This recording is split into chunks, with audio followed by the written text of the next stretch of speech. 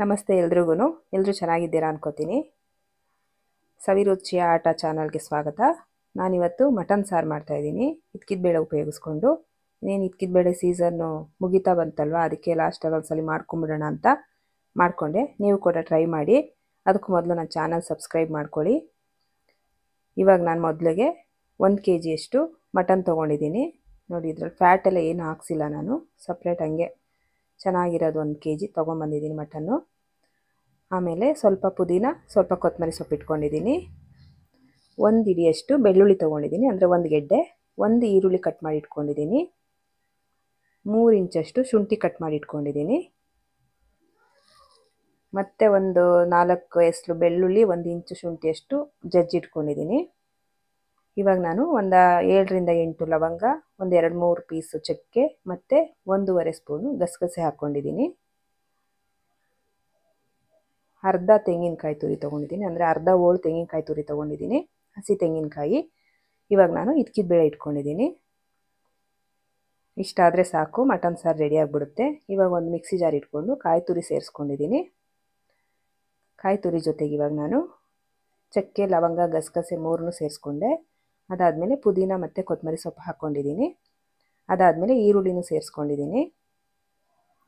ಇವಾಗ ನಾನು ಬೆಳ್ಳುಳ್ಳಿನೂ ಸೇರಿಸ್ಕೊಂಡ್ಬಿಡ್ತೀನಿ. ಆಮೇಲೆ ಶುಂಠಿ ಸೇರಿಸ್ಕೊತಿದ್ದೀನಿ.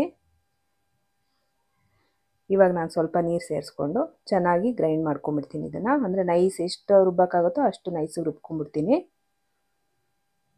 ರುಬ್ಕೊಂಬರ್ತೀನಿ ಅದ್ರ ಪಡ್ಗದು. ಇವಾಗ ನಾನು ಒಂದು ಕುಕ್ಕರ್ ಇಟ್ಕೊಂಡು ಸ್ಟವ್ ಹಚ್ಕೊಂಡಿದ್ದೀನಿ. ಕುಕ್ಕರ್ ಬಿಸಿ ಆಗ್ತಿದ್ದಂಗೆ 2 ರಿಂದ 3 ಟೇಬಲ್ ಸ್ಪೂನು ಎಣ್ಣೆ ಸೇರಿಸ್ಕೊಂಡಿದ್ದೀನಿ. ಎಣ್ಣೆ ಬಿಸಿ ಆಗ್ತಿದ್ದಂಗೆ ಶುಂಠಿ ಬೆಳ್ಳುಳ್ಳಿ ಜಜ್ಜಿ ಇಟ್ಕೊಂಡಿದ್ನಲ್ಲ ಅದು ಹಾಕ್ಕೊಂಡಿದ್ದೀನಿ. ಅದು ಸ್ವಲ್ಪ ಫ್ರೈ ಆಗಲಿ. ನೋಡಿ, ಈ ಥರ ಫ್ರೈ ಮಾಡ್ಕೊಂಡಿದ್ದೀನಿ. ಇವಾಗ ಇದ್ರ ಜೊತೆಗೆ ನಾನು ಮಟನ್ ಸೇರಿಸ್ಕೊಂಡ್ಬಿಡ್ತೀನಿ. ಮಟನ್ ಎಲ್ಲ ಸೇರಿಸ್ಕೊಂಡಾದ್ಮೇಲೆ ಇವಾಗ ನಾನು 1/4 ಟೀ ಸ್ಪೂನಷ್ಟು ಅರಿಶಿನ ಸೇರಿಸ್ಕೊಂಡಿದ್ದೀನಿ. ಚೆನ್ನಾಗಿ ಮಿಕ್ಸ್ ಮಾಡ್ತಾಯಿದ್ದೀನಿ. ಚೆನ್ನಾಗಿ ಮಿಕ್ಸ್ ಆದಮೇಲೆ ಸ್ವಲ್ಪ ಉಪ್ಪು ಸೇರಿಸ್ಕೊಂಡ್ಬಿಡ್ತೀನಿ ಇವಾಗಲೇ. ಉಪ್ಪೇನಕ್ಕೆ ಇವಾಗಲೇ ಸೇರಿಸ್ಕೊತೀವಿ ಅಂದರೆ ಪೀಸ್ಗೆಲ್ಲ ಉಪ್ಪಿಂದು ಸ್ವಲ್ಪ ರುಚಿ ಹಿಡೀಲಿ ಅಂತ. ಆಮೇಲೆ ಸೇರಿಸಿದ್ರೆ ಮಟನ್ ಪೀಸ್ಗೆಲ್ಲ ಉಪ್ಪು ಸೇರಿಸ್ಕೊಳಕ್ಕಾಗ ಅಂದರೆ ರುಚಿ ಬರಲ್ಲ, ಅದಕ್ಕೋಸ್ಕರ ಇವಾಗಲೇ ಸೇರಿಸ್ಕೊಂಡಿದ್ದು. ಉಪ್ಪು ಸೇರಿಸ್ಕೊಂಡಾಯಿತು. ಇವಾಗ ಚೆನ್ನಾಗಿ ತಿರುಗಿಸ್ಬಿಡ್ತೀನಿ, ಅಂದರೆ ಮಿಕ್ಸ್ ಮಾಡ್ಕೋತೀನಿ ಚೆನ್ನಾಗಿ. ಚೆನ್ನಾಗಿ ಮಿಕ್ಸ್ ಮಾಡ್ಕೋತಾ ಇದ್ದೀನಿ. ಮಿಕ್ಸ್ ಮಾಡಾದಮೇಲೆ ಒಂದು 5 ರಿಂದ 10 ನಿಮಿಷ ನಾನು ಒಂದು ತಟ್ಟೆ ಮುಚ್ಚಿಟ್ಬಿಡ್ತೀನಿ. ಚೆನ್ನಾಗಿ ಅದು ಬೇಯಬೇಕು. ನೋಡಿ, ಈ ಥರ ಬೆಂದಿದೆ, ನೀರೆಲ್ಲ ಬಿಟ್ಕೊಂಡಿದೆ, ಮಟನಲ್ಲಿರೋಂಥ ನೀರಿನ ಅಂಶ ಎಲ್ಲ ಬಿಟ್ಕೊಂಡಿದೆ. ಇನ್ನೊಂದು 5 ನಿಮಿಷ ಹಂಗೆ ಎಲ್ಲ ಈ ಥರ ಹಿಂಗೆ ಬೇಯ್ಕೊಂಬಿಡ್ಲಿ.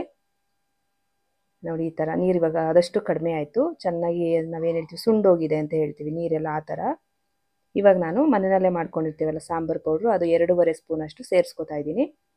ನಾನು ಬೇರೆ ಯಾವುದು ಮಟನ್ ಮಸಾಲ ಅಂತ ಏನು ಹಾಕಲ್ಲ. ಅದರಿಂದ ನಾವು ಮನೆಯಲ್ಲಿ ಸಾಂಬಾರಿಗೆ ಏನು ಮಾಡ್ಕೊಂಡಿರ್ತೀವೋ ಅದೇ ಪೌಡ್ರ್ ಸೇರಿಸ್ಕೊಳ್ಳೋದು. ತುಂಬ ರುಚಿಯಾಗಿರುತ್ತೆ. ಆ ಪೌಡ್ರದು ನಾನು ವೀಡಿಯೋ ಹಾಕ್ತೀನಿ ನೆಕ್ಸ್ಟು. ಇವಾಗ ನಾನು ಇದ್ರ ಜೊತೆಗೆ ಅರ್ಧ ಟೇಬಲ್ ಸ್ಪೂನು ಧನಿಯಾ ಪೌಡ್ರು ಸೇರಿಸ್ಕೊಂಡಿದ್ದೀನಿ ಸಾಂಬಾರು ಪುಡಿ ಜೊತೆಗೆ. ನೋಡಿ, ನೀರೆಲ್ಲ ಕಡಿಮೆ ಆಗಿದೆ, ಡ್ರೈ ಆಯಿತು. ಚೆನ್ನಾಗಿ ಮಿಕ್ಸ್ ಮಾಡ್ಕೊಂಡಿದ್ದೀನಿ. ಈ ಒಂದು 2 ನಿಮಿಷ ಆ ಥರ ಬಿಸಿ ಆದಮೇಲೆ ನಾನು ಕಾಯಿ ಮಸಾಲೆ ಎಲ್ಲ ರುಬ್ಕೊಂಡಿದ್ನಲ್ವ ಅದು ಸೇರಿಸ್ಕೊಂಡ್ಬಿಟ್ಟಿದ್ದೀನಿ. ಅದು ಸೇರಿಸ್ಕೊಂಡಾದ್ಮೇಲೆ ಚೆನ್ನಾಗಿ ಮಿಕ್ಸ್ ಮಾಡ್ಕೊತೀನಿ ಒಂದು ರೌಂಡು. ಚೆನ್ನಾಗಿ ಮಿಕ್ಸ್ ಮಾಡ್ಕೊಂಡಿದ್ದೀನಿ. ಇವಾಗ ನನಗೆ ಸಾರು ಎಷ್ಟು ಬೇಕೋ ಅಷ್ಟು ನೀರು ಸೇರಿಸ್ಕೊಂಡ್ಬಿಡ್ತೀನಿ ನೋಡಿಕೊಂಡು. ನಿಮ್ಗೆ ಎಷ್ಟು ಸಾರು ಮಾಡಬೇಕು ಅನಿಸುತ್ತೋ ಅಷ್ಟು ನೋಡಿಕೊಂಡು. ಇವಾಗ ನಾವು ಸಾಂಬಾರು ಪೌಡ್ರೆಲ್ಲ ಎಷ್ಟು ಹಾಕಿರ್ತೀವೋ ಅದು ಕರೆಕ್ಟ್ ಅಳತೆಗೆ ಮಾಡ್ಕೊಳ್ಳಿ. ನಾನು ಎಷ್ಟು ಬೇಕೋ ಅಷ್ಟು ನೀರು ಸೇರಿಸ್ಕೊಂಡಿದ್ದೀನಿ. ಅಷ್ಟು ನೀರು ಸೇರಿಸ್ಕೊಂಡಾದ್ಮೇಲೆ ಸ್ವಲ್ಪ ಉಪ್ಪು ಸೇರಿಸ್ಕೊತೀನಿ, ಏಕೆಂದರೆ ಮೊದಲೇ ಉಪ್ಪು ಹಾಕಿದ್ದೀನಲ್ವ. ಇವಾಗ ಸ್ವಲ್ಪ ಅಷ್ಟೇ ಉಪ್ಪು ಹಾಕ್ಕೋತೀನಿ ನಾನು. ಇವಾಗ ನಾನು ಕುಕ್ಕರ್ ಮುಚ್ಚಿಬಿಟ್ಟು 2 ವಿಷಲ್ ಬರ್ಸ್ಕೊತೀನಿ, 2 ಅಥವಾ 3. ಮಟನ್ ಏನಾದರೂ ಜಾಸ್ತಿ ಬಲ್ತಿದ್ರೆ 3 ವಿಷಲ್ ಅಥವಾ 4 ವಿಷಲ್ ಬರಲಿ. ಸ್ವಲ್ಪ ಎಳೆದಾಗಿದ್ದರೆ ಮರಿ 2 ಅಥವಾ 1 ಬಂದರೆ ಸಾಕು. ನೋಡಿ, ಈ ಥರ ಬೆಂದಿದೆ. ನಾನು ವಿಷಲೆಲ್ಲ ಹೋದ್ಮೇಲೆ ಇನ್ನೂ ಸ್ವಲ್ಪ ಬೇಯಬೇಕು. ಅದ್ರ ಜೊತೆಗೆ ನಾನು ಏನು ಮಾಡ್ತೀನಿ, ಏನಕ್ಕೆ 2 ವಿಷಲ್ಗೆ ಎತ್ತಿದ್ದೀನಿ ಅಂದರೆ ಅವರೆಬೇಳೆ ಹಾಕಿಲ್ವಲ್ಲ ನಾನು. ಅವರೆಬೇಳೆ ಏನಾದರೂ ಕುಕ್ಕರ್ ಮುಚ್ಚೋಕ್ಕೆ ಮುಂಚೆ ಹಾಕ್ಬಿಟ್ರೆ ಅದು ಕೈಗೆ ಸಿಗಲ್ಲ. ಅದರಿಂದ ಇವಾಗ ಅವರೆಬೇಳೆ ಹಾಕಿದ್ದೀನಿ.